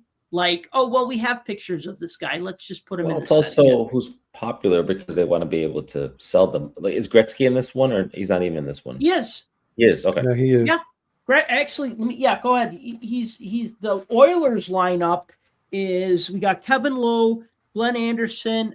Hang on a second, just popped out my earphones. Kevin Lowe, Glenn Anderson, Ken Linsman, Gary Curry, Dave Semenko, Wayne Gretzky, and then Lee Fogelin, Paul Coffey, Mark Messier, Pat Higgins, who is that? Charlie Huddy, and Andy Moog. So it's pretty solid lineup. Yeah. A couple of future Rangers in there who won the cup, and then Gretzky. But I mean, we all know that, but when you read the names off, you're like, check, Lowe, Anderson, Messier, yeah. No, I mean, it's quite the lineup, so for sure. And these were also all Canadian, or were these all over North America? Or as far as I know, these were sold in Canada. Yeah. The funny thing is that when I got my set, this was another one of those. Canada and Spain. No. Just kidding. Yeah. Only at the airport where you can buy luggage tags or something. I'd say, I think I bought this set again. It was around that early 2000s. Like I want to say there was just a flood of these on eBay. Like I feel that like somebody had bought up a bunch of these because I don't remember, obviously, because this was like almost 25 years ago when I bought this set, but it was not a lot of money. I mean, it might have been like $10 or $20. I mean, it was just stupid cheap. It was just kind of like, that's kind of cool and different. And, I have to buy special pages for them, but it was, I mean, they were not really expensive. Now I don't know that's the only unfortunate thing is like when I buy something 20 years ago, I have no idea what it's worth now because I'm not like actively like, what is this set selling for? I mean, I guess we can all go on eBay and like. Well, because it's obscure, there aren't enough sales. People don't talk about it. It's not out there. So it's really worth whatever you can negotiate or whatever you're willing to pay for it. Now, someone thinks they have a treasure because it's like, I have something nobody else has. But then like the other sets, I'm sure was mass produced and there's plenty of it out there. Plus it doesn't grade well. It's got a hole in it. Yeah. I mean, unless you buy one that doesn't have the hole punched out. And like when I bought the set, it was just the key tags. There were no like no key rings with them. But then later on, I went and I bought a set of Oilers that had the key ring or the key loop, The whatever you want to original call it. key ring, the original Yeah, one. the original one, because I wrote an article about this for Beckett, like probably 10, 12 years ago.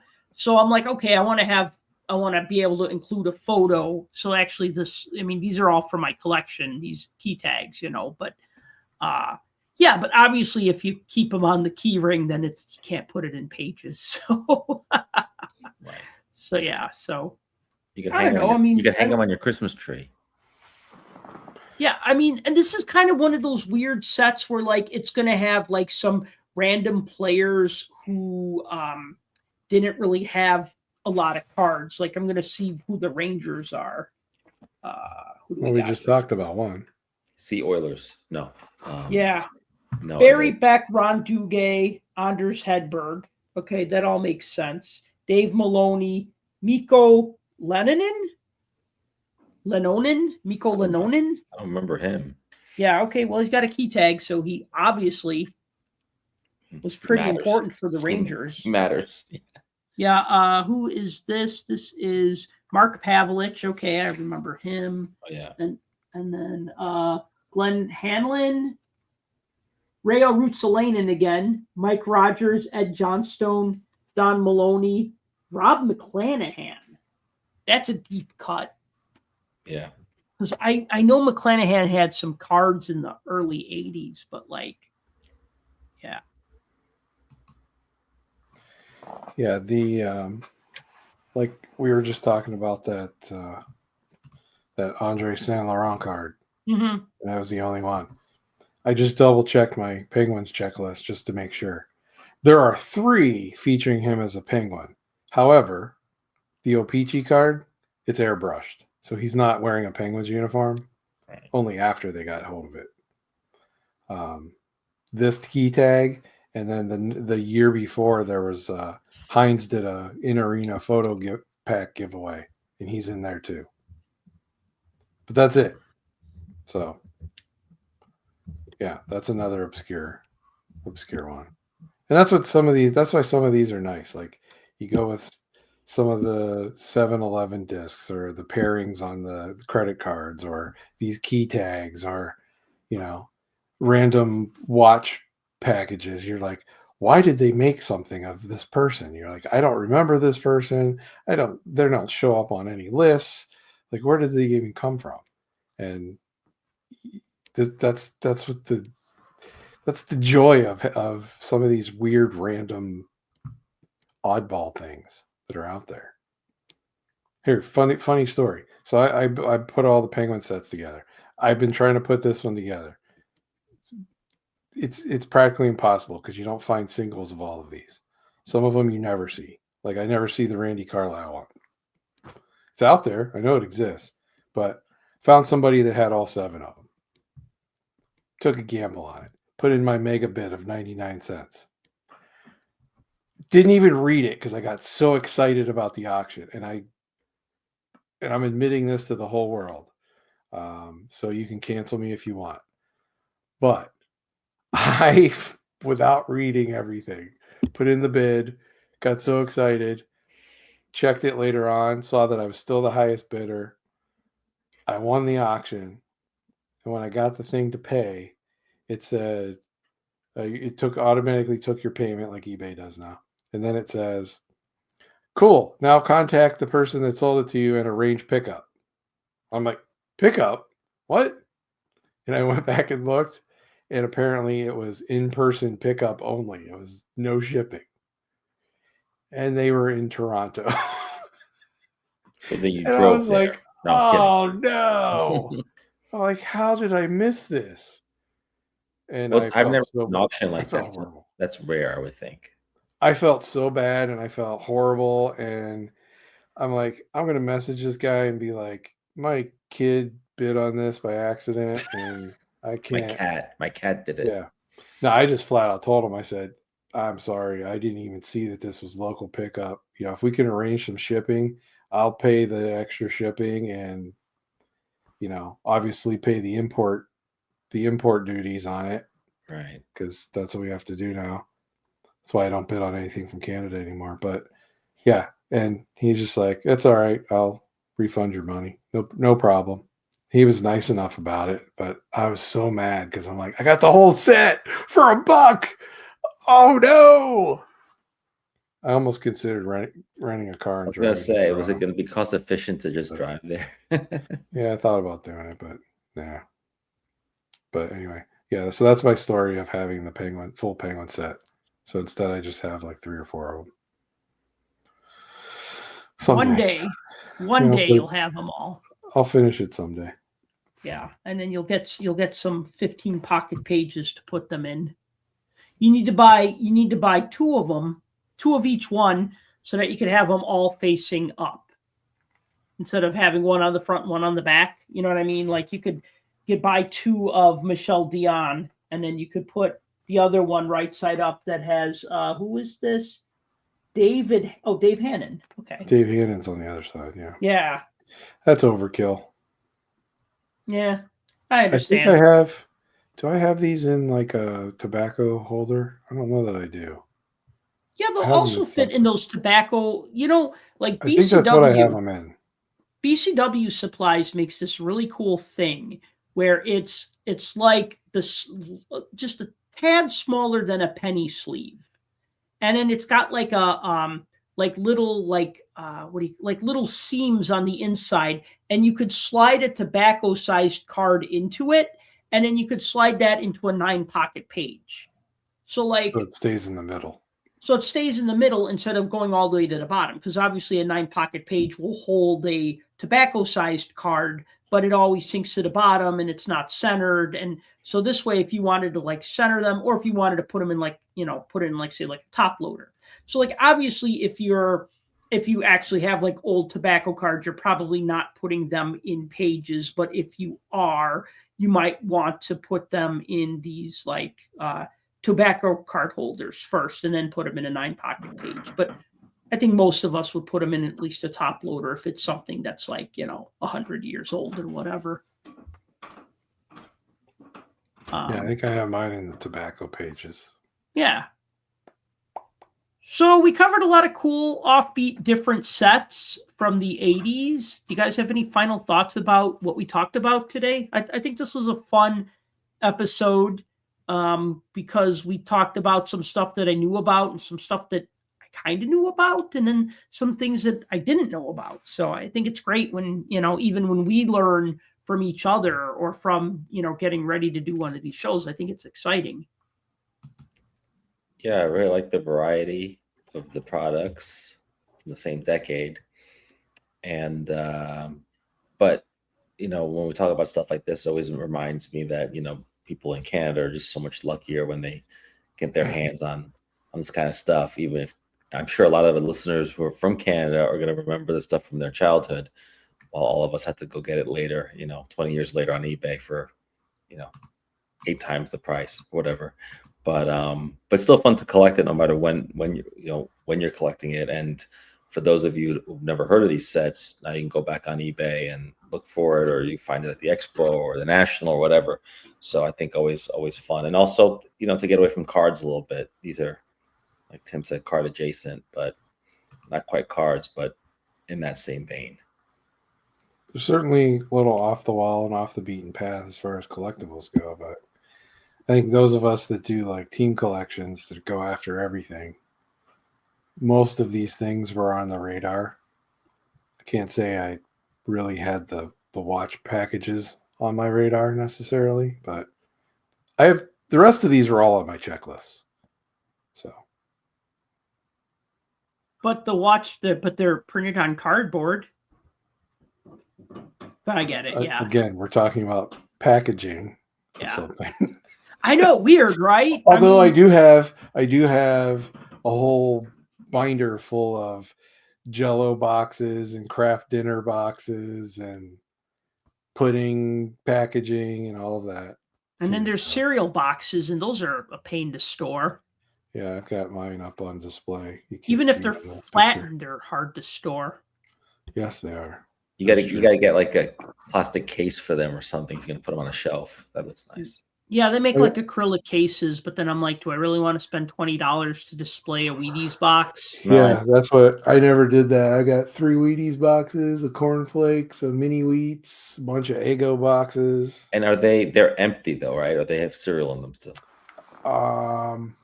Well, you see, so I have a Wheaties box. It was the Babe Ruth one. Okay. It still has Wheaties in it. Wow. And my Roberto Clemente cornflakes box still has cornflakes in it. You should eat those on an episode. We'll watch. We could like go viral. Yeah. I'd rather either you go viral or you get a viral disease. One of the two will happen. Yeah. I'd rather eat the gum out of this 87 Tops pack I got sitting over there. I bet the gum would still be good. Tops gum is ages well. OPC gum does not. They're both not good. Wouldn't recommend either, but I'm just saying. I would. Yeah, I'm not doing that either. So I'm just throwing that out there. Yeah, kids don't tell us at home. I mean, I ate some OPC gum that was like 25 years old, and it was a bad overall, just a bad experience. It was like, it was awful. Tasted like wet sand. So it was not good. But but I have to track down a few things. I gotta definitely find that 7-Eleven Wayne Gretzky coin, the 4.5-inch one, and I gotta find the checklist for that. So then that will be complete. I think I could live without the OPC transfers, although I might try to buy a few more just because they're kind of neat. They're different. And I guess at least find the Hawks one. I'd like that. But the thing is that like if I can't afford the full set, yeah, you're right. Then you can't afford the full set. Okay, that's fine. Then you just focus on the teams that you like or the logo that you like, right? So yeah, like just having a Hawks one for my collection would be nice, or just having a few of them in my collection, just so I know what they are, so that I'm familiar with them. And then I need to find that Frito-Lay poster, because that's just been kind of like in the back of my mind for a while. Like this is something I need to get, but where do you draw the line, right? Or what's more important, right? Like is the Frito-Lay poster more important than the Connor Bedard rookie card or whatever other thing I'm also chasing at the time, so things just kind of get thrown on the back burner. That just happens with collecting. Don't forget, you got to track down that Lisa Frank Trapper Keeper for all your 7-Eleven credit cards. So. Oh yeah, that'd be cool. I would like, I